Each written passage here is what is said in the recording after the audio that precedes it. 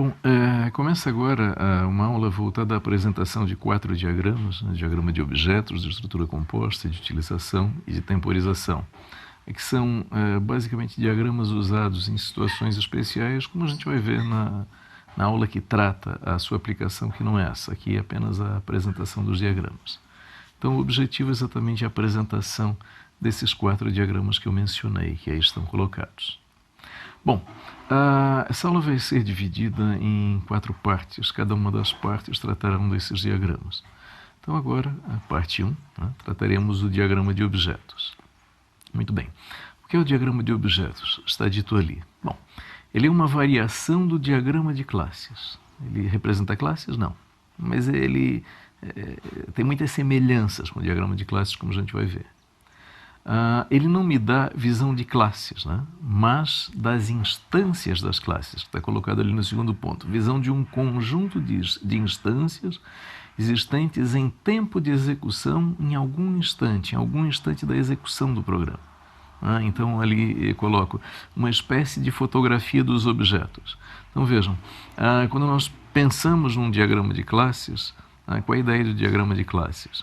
Bom, ele vai mostrar, ele vai conter as classes que existirão no código do meu programa.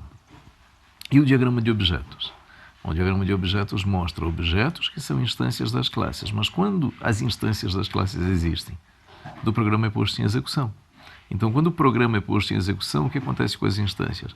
Vão sendo criadas, vão sendo destruídas à medida que o programa está em execução, quer dizer, nem todas as instâncias existem ao longo de toda a execução do programa. Então, quando eu produzo um diagrama de objetos, em que eu digo ali uma espécie de fotografia dos objetos, é como se em algum momento, como não, em algum momento da execução do programa, eu descrevo o conjunto ou parte do conjunto de objetos que existe naquele momento da execução do programa. Por que eu quero fazer isso? Estou colocando lá no último ponto. Permite produzir um destaque de algum momento da execução. Então, se eu sentir necessidade de destacar um conjunto de objetos que existe em algum momento para chamar atenção para algum aspecto do meu projeto, eu vou usar esse diagrama de objetos. Bom, nessa imagem nós temos a aparência do diagrama de objetos, que mostra seus 2 elementos, né? O objeto, que é o nodo, né? Então ali 3 nodos, 3 objetos, e a ligação, ou link em inglês, né? Então temos 2 links, 2 ligações entre objetos ali na figura. Bom, vamos falar a respeito desses 2 elementos do diagrama que estão colocados, o objeto e a ligação entre objetos. Bom, primeiro o objeto, né? O que é o objeto? Instância de uma classe previamente inserida em um diagrama de classes. Quer dizer, eu vou criar um diagrama de objetos. Vou colocar um objeto porque existe um diagrama de classes previamente criado que contém, que menciona esta classe que gerará a instância. Bom, o objeto ele pode aparecer apenas com seu identificador, como eu mostrei na imagem do slide anterior, ou, como eu estou colocando ali no segundo ponto, pode ser representado com ou sem explicitação de atributos, com atributos é possível. Na verdade, explicitação não exatamente dos atributos, mas dos valores dos atributos no instante modelado, lembrando aquilo que eu falei antes. É uma foto de um momento da execução. Muito bem, então essa foto do momento da execução vai mostrar os atributos. Naquele momento da execução, os valores os atributos têm um determinado valor. Então, se eu quiser explicitar os valores, vão ser os valores daquele momento da execução. Muito bem, aqui nós temos a representação do objeto na imagem de cima, semelhante ao que aparecia no slide anterior, apenas o identificador do objeto e a classe. Vamos observar a imagem de cima. Lá nós temos destacado o identificador do exemplo, jogue2, 2 pontos, seguido do nome da classe. Muito bem, nessa representação, e observem que é sublinhado, quer dizer, o sublinhado denota instância e não classe.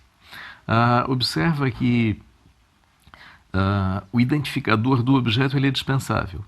Então eu poderia representar apenas 2 pontos, jogador humano. Quer dizer, o 2 pontos e o nome da classe não é dispensável. Na imagem de baixo, eu tenho à esquerda uma classe e à direita uma instância dessa classe. Então, olhando para a classe, abaixo à esquerda, tem a classe jogador humano com 4 atributos. Olhando à direita, eu tenho um objeto, uma instância dessa classe que comporia um diagrama de objetos. Então, observem que o objeto está representado com os valores dos 4 atributos. Então, naquele momento da modelagem, os 4 atributos têm aqueles valores colocados ali na imagem. Bom, o próximo elemento do diagrama de objetos, o link, a ligação. Né? Então diz ali, o link conecta 2 objetos. Então vejam, 2 objetos estão conectados em tempo de execução. Significa o quê? Segundo ponto, isso é a materialização dos relacionamentos de agregação, composição e associação estabelecidos entre classes. Então nós sabemos que esses relacionamentos, vimos lá na aula de diagrama de classes, estabelecem alguma espécie de vínculo, né, entre as classes, consequentemente entre as instâncias dessas classes. Então observem que são relacionamentos entre instâncias, eu não estou falando aqui de herança, por exemplo, né, que é relacionamento entre classes. Então, agregação, composição e associação.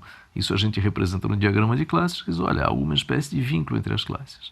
Muito bem, quando as classes são instanciadas, geram as instâncias, e essas instâncias estão de algum modo ligadas, estão materializando esses relacionamentos. Então é isso que o link faz. Né?